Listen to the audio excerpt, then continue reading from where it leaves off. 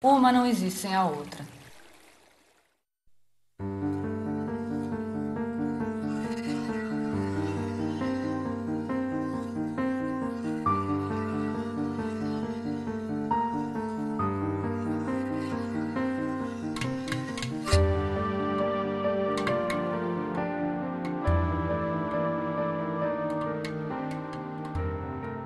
É costumeiro se tratar da chegada dos colonizadores pelo leste do Brasil, entrando em contato direto com as regiões florestadas das chamadas Matas Atlânticas.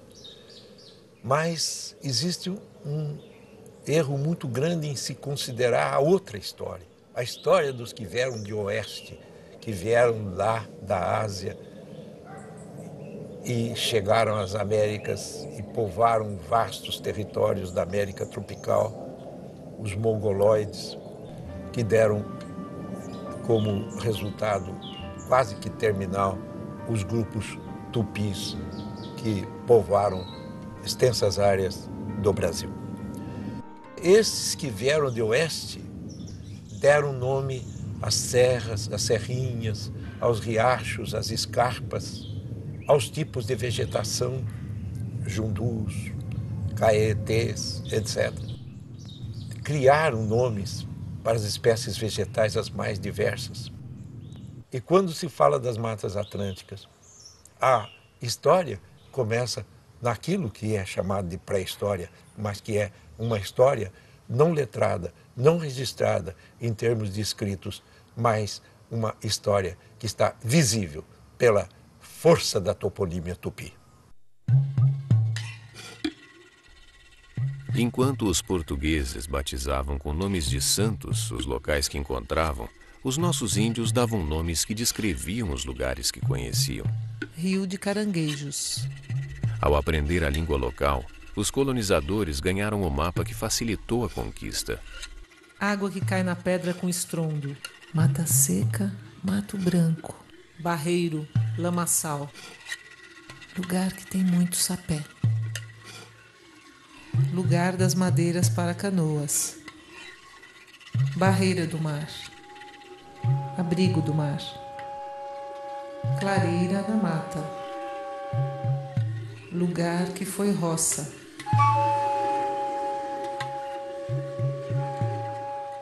Quando os colonizadores, através de suas caravelas e armadas, chegaram até a linha de costa brasileira, logo de início eles perceberam a riqueza da vegetação.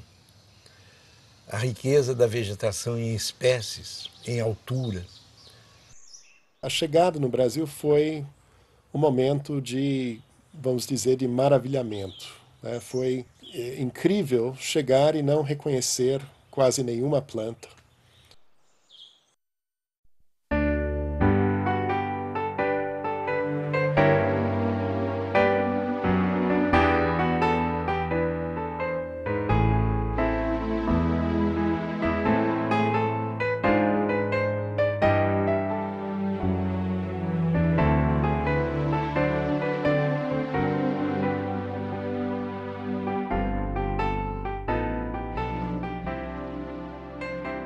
Reis católicos dividem o mundo, encontram o paraíso e começam a destruir. E vão dizimando. Dos 4 milhões de índios originalmente existentes no paraíso brasileiro, restam apenas 200 mil. Dos 900 povos, apenas 180.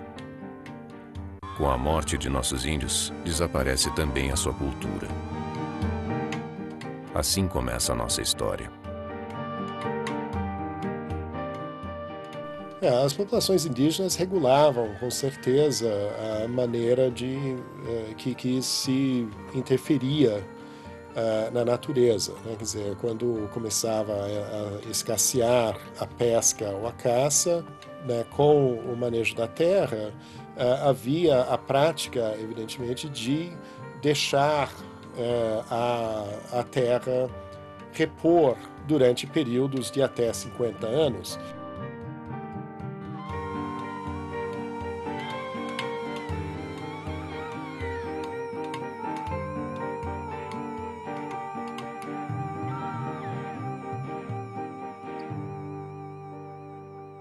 É preciso se lembrar que no decorrer dos últimos 500 anos, desde o início da colonização portuguesa até nossos dias, as matas atlânticas foram penetradas, trabalhadas, eliminadas em grandes áreas pelos processos econômicos e sociais. Disso resultou que o espaço total dessas matas, que perfaziam o tal 1 milhão de quilômetros, está reduzido praticamente a 80 mil quilômetros, 8% mais ou menos do que foi anteriormente ao início da colonização.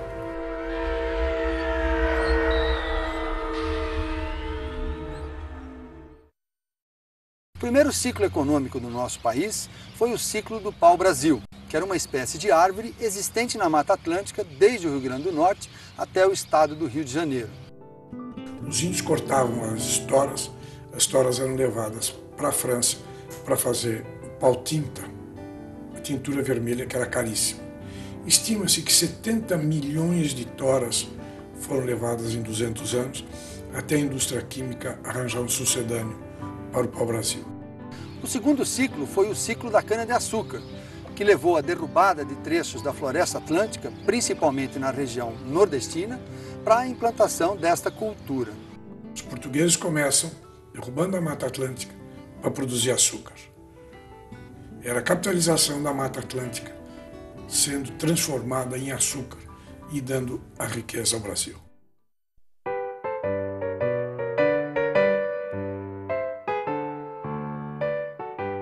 Em seguida, um novo ciclo, o do café, com seus escravos e barões, entre bailes e gemidos, cria o mulato, derruba a monarquia e desenha o Brasil moderno.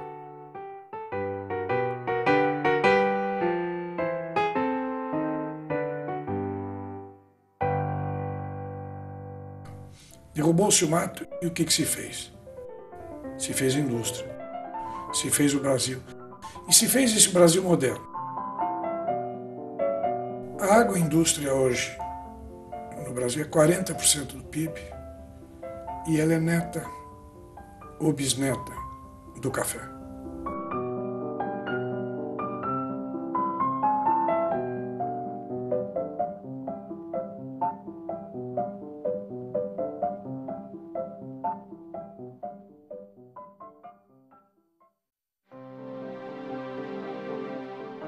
O café consolida a primeira grande troca ambiental de nossa história, consagrando aqui o ideal exportador da colonização portuguesa. Países do hemisfério norte bebem a Mata Atlântica na forma de um cafezinho açucarado. E o Brasil da escravidão, agora o maior produtor e exportador mundial da bebida, chega ao século XX abandonando a criação de seu mercado interno. Exportamos a floresta, um bem comum, e ganhamos nossa economia, a mais concentrada do mundo. Este é o rosto do Brasil moderno.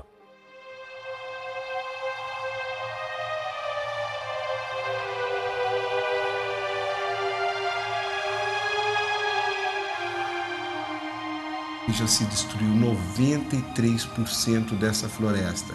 E desses 93% que foram destruídos, nem 45%, sei lá, 50% é ocupado pela agricultura e pecuária, pela parte produtiva. Os outros 40 e tantos por cento estão abandonados, não servem para nada, apenas para causar erosão e para levar embora a fertilidade do solo e ficar cada vez mais inviável de você conseguir repor essa floresta.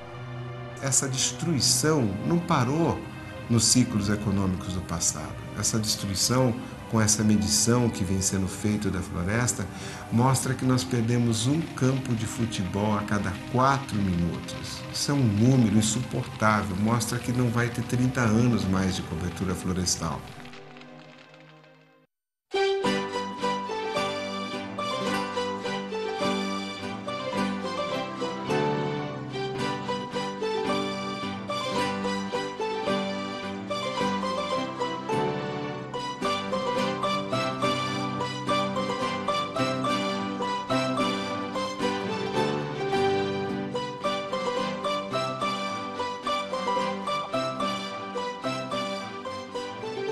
entre as regiões mais biodiversas do mundo, chamam-se hotspots, aquelas que já perderam mais de 70% de sua vegetação original. E 19 milhões de árvores caem a cada dia. 2 destas áreas estão no Brasil, o Cerrado e a Mata Atlântica.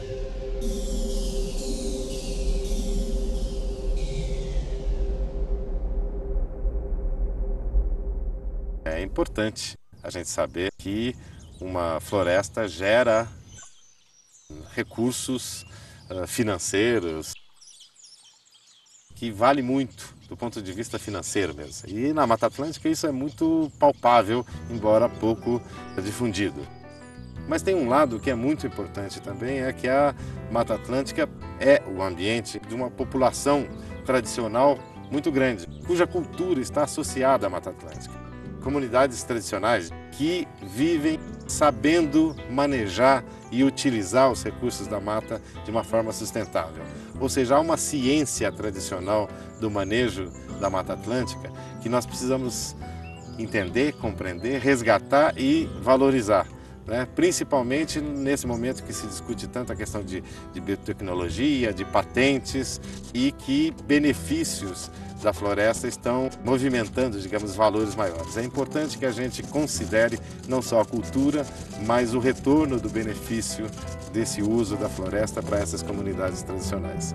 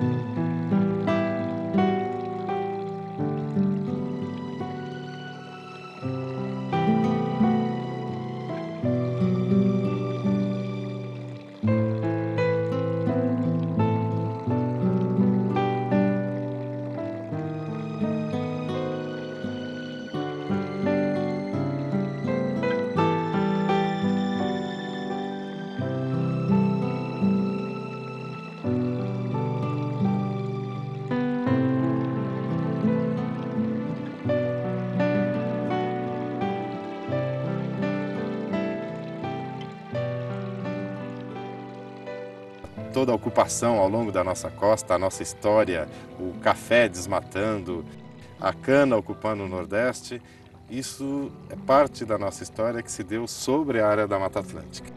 Então, esse ponto eu acho que é essencial, quer dizer, não é possível explicar, pensar ou mesmo redirecionar a história do Brasil sem passar pela Mata Atlântica enquanto ponto de partida.